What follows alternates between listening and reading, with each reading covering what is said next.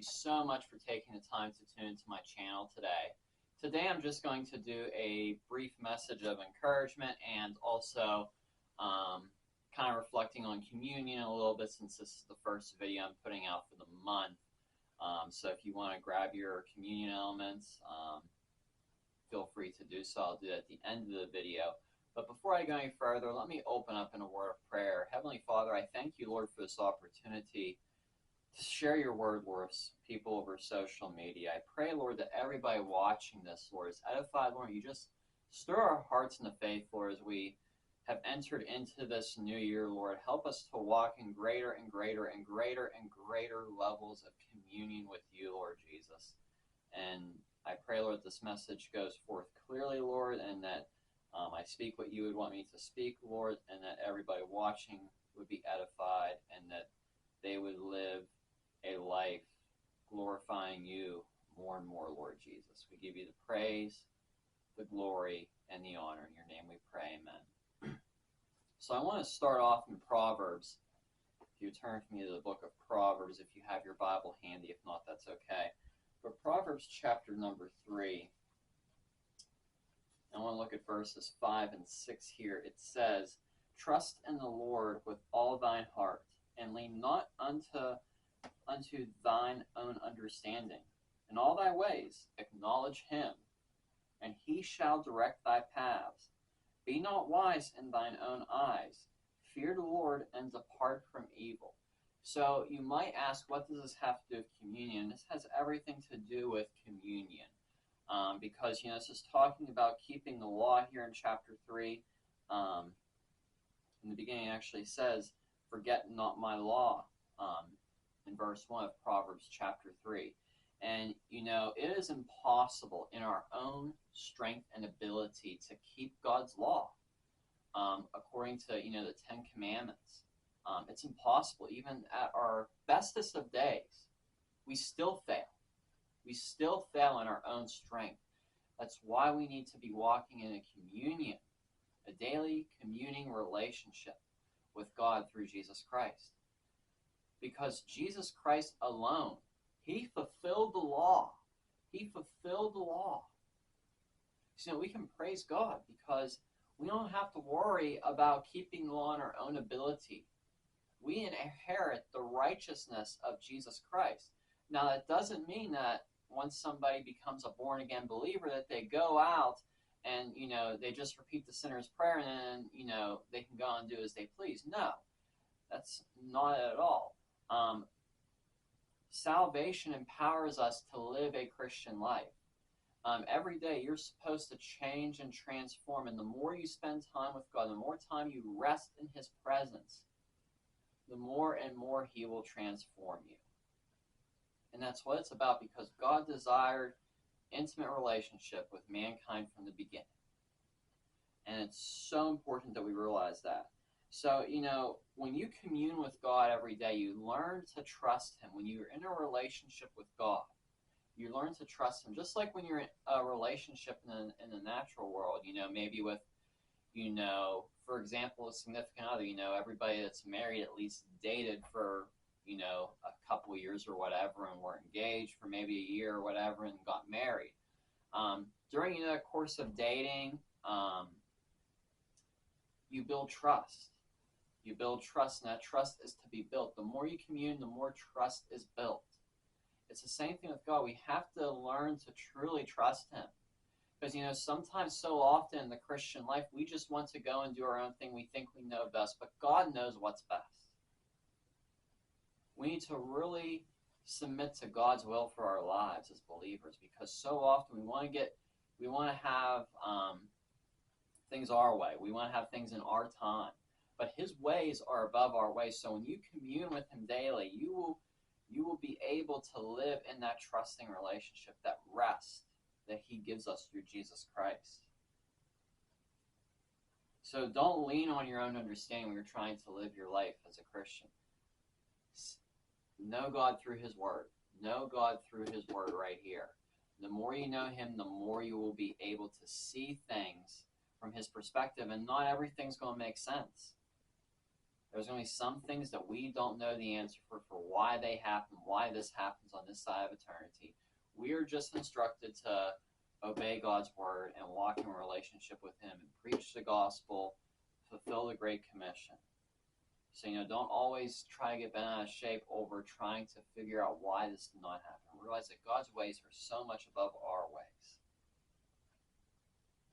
And in every way, you have to acknowledge him. And you can't just, acknowledge God by mentally ascending him into, your life, realize, just saying, yes, I believe in God. But you truly need to acknowledge God in your life. You truly have to acknowledge him as Lord over your life and submit to his will. That's so important to having a true communing relationship with him. And verse 7 says again, do not be wise in your own eyes. So many people want to walk in earthly wisdom. Yes, there is some good, wisdom out there.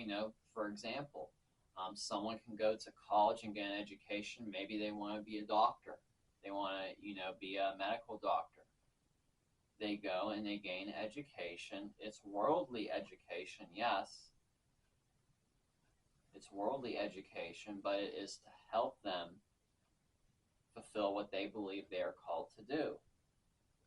So there is some, wisdom that may not necessarily be from the Bible that is okay, but if it is something that is contrary to the Word of God, such as the world saying, for example, marriage between two men is okay or two women is okay. We know according to God's word that is not okay. You don't want to rely on the world for marriage advice. You want to see what God's word has to say about marriage.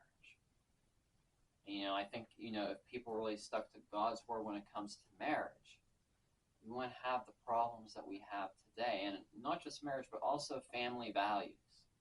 Family values, because, the enemy is really trying to work through governments to, diminish the true, family unit that God ordained. So, again, there is some wisdom that, is, considered of this world that is okay, such as somebody getting an education to become a doctor, or getting an education to become a teacher or an accountant. Those things, that is different. So, don't take it to extremes saying, colleges are bad. Colleges have their place. Just an example out there. So, seek godly wisdom for everything in life. Seek godly wisdom for everything in life. Another scripture here, this one's actually in the New Testament. We'll go over to Hebrews, chapter number 12. In verse 1, it says, wherefore, seeing we also are compassed about with so great a cloud of witnesses, let us lay aside every weight and the sin which doeth so easily beset us, and let us run with patience the race that is before us. It's so important that we really run the race that is before us, and you can do that more efficiently when you are walking with God. When you are walking with God, in communion with him. And the more you commune with him, the more you soak in his presence, the more you will be empowered to run the race that is before you for God's glory. Because, so often, so many people are trying to do it through their own strength rather than letting God's strength flow through them and have that empower you to run the race. And verse 2 says, looking unto Jesus, the author and the finisher of our faith, who is the joy that was set before him, endured the cross, despising shame, and is set down at the right hand of the throne of God. We have to look to Jesus.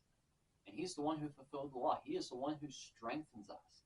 It's by him alone we have our being. We are to look unto Jesus to run our race. We are to have our eyes laser focused on Jesus Christ, the way, the truth, and the life. Why does it say look unto Jesus? It points back to communion. Not just, nonchalantly taking, the elements, but really reflecting on all that Jesus did. And one last scripture here is found in Galatians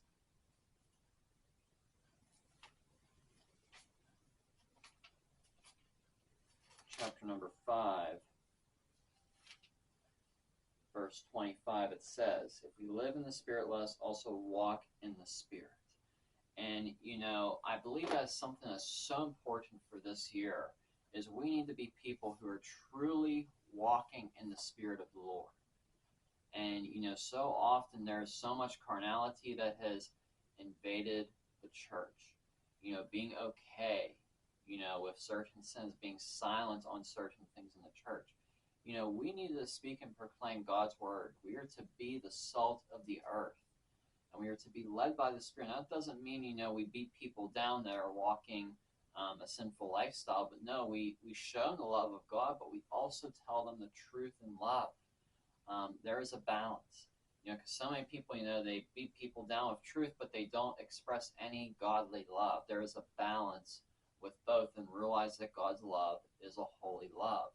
So as we go through this year, let us walk more in the Spirit, and we walk more in the Spirit by Him empowering us and realizing all that we have in Jesus. So as we go to partake, of the elements, we thank God for sending Jesus Christ to this earth to die a gruesome death for us. It's by His stripes alone that we receive our healing, both physically, both spiritually, emotionally. By His stripes we are healed, and we partake in remembrance of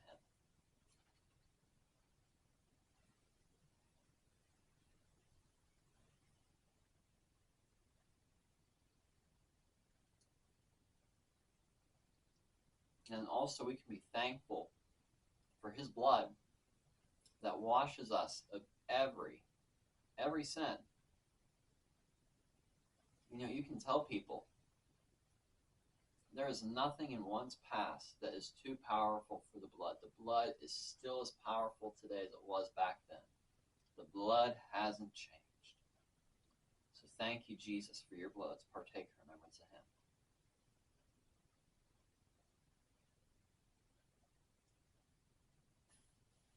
This is all I have for this teaching. I hope this has blessed you abundantly. Be sure to subscribe down below, share this with a friend or a family member, and God bless you, and have a great week. Okay, and if you would like to learn more about me and check out my other teachings as well as blog posts, you can go to my website, steadfast-ztm.com. I post on there regularly, and you can also subscribe to a newsletter. There is a page there to look at missionaries I would encourage you to donate to as well as other links to other teachers of the Word of God that I personally follow myself, and I encourage you to follow as well. And there's some other resources on there for Christian living and studying the Word of God. Additionally, I have a devotional available on the fruits of the Spirit. The print version is currently $7 and the ebook version is $2. I highly encourage you to check that out. It is a very fundamental teaching, and it's very easily laid out for you to understand and apply to your life. Also, I would like to encourage you to pray for CMI Global. I'm a part of that ministry fellowship there. I'm credentialed through them, and CMI Global is a ministry fellowship that helps equip and establish and strengthen the local church. So please join me in praying for leadership as well as provision and blessing for all the other ministers and churches within CMI Global. And the website cmiglobal.info is available for more information, or if you would like to donate to them. I'd also like to talk to you about the School of Discipleship through endurehardship.org/SOD, which is where you can check it out.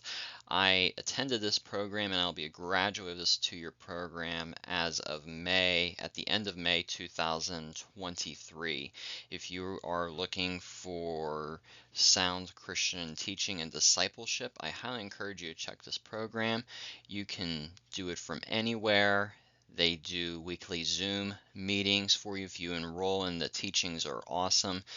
They will help strengthen your walk with the Lord and help you build a lifestyle of discipleship, which is very important. This is for anybody, whether or not you want to be in ministry or not. I believe this is crucial for any Christian. There is just so much given in this school here. It has touched my life, and I know it has touched others, and it's led by Dr. J.P. Price. You can find out more about this school here. I'd highly encourage you to check it out. It's very affordable, very reasonable. Again, I would highly encourage you to check this out, and I'm sure it will be a blessing for you as well, and share it with others. You might know somebody that wants to go through discipleship or go through some training to be better prepared for ministry. This is the place to do it at, and Dr. J.P. Price and the other instructors with this program do a very good job of pouring into all the students. I know it has helped me, and I trust it will also help others and be a blessing to others, and God is definitely using this program here.